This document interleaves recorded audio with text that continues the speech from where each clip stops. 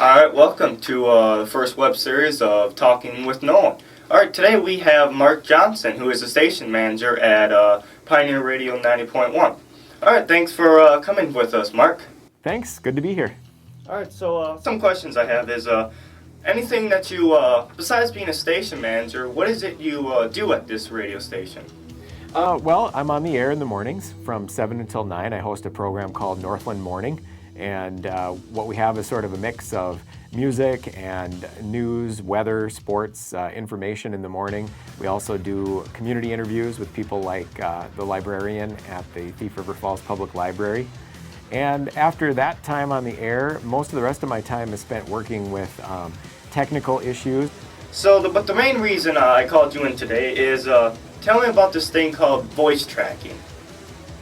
Well, voice tracking is a pretty commonly used technology at music radio stations. Pretty much every music radio station that you listen to uses voice tracking during some part of their day. Some use it more than others. But basically what it entails is every selection that's being played on the air, every piece of audio, whether it be a piece of music or whether it be an announcement, a commercial, a jingle, a liner, all of that is put into a database, and then the database every day generates a playlist.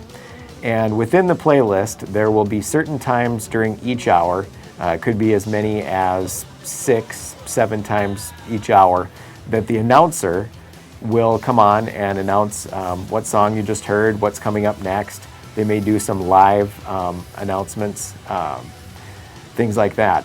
And what the voice tracking does is it makes it possible for stations who have for companies that have several stations in the same building to use a smaller number of announcers to cover all of those hours that need to be covered every day.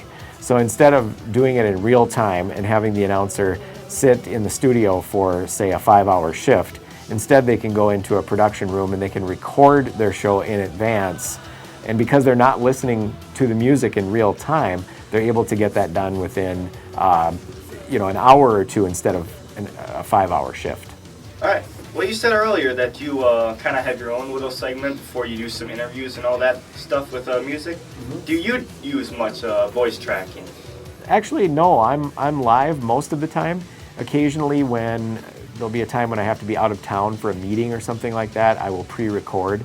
A program like the weekly Top 30 Countdown, which I host on Fridays, is one that is fairly simple to voice track because generally the chart will come out on Wednesday, and sometime on Thursday it may be possible to go in and schedule all of the songs that they're to play in the order that they're supposed to play in, and then go in and voice track. And because there's nothing that's that topical that's happening right that day, right that moment, it's fairly easy to voice track a show like that. So if I do any voice tracking, it generally would be for the top 30. All right.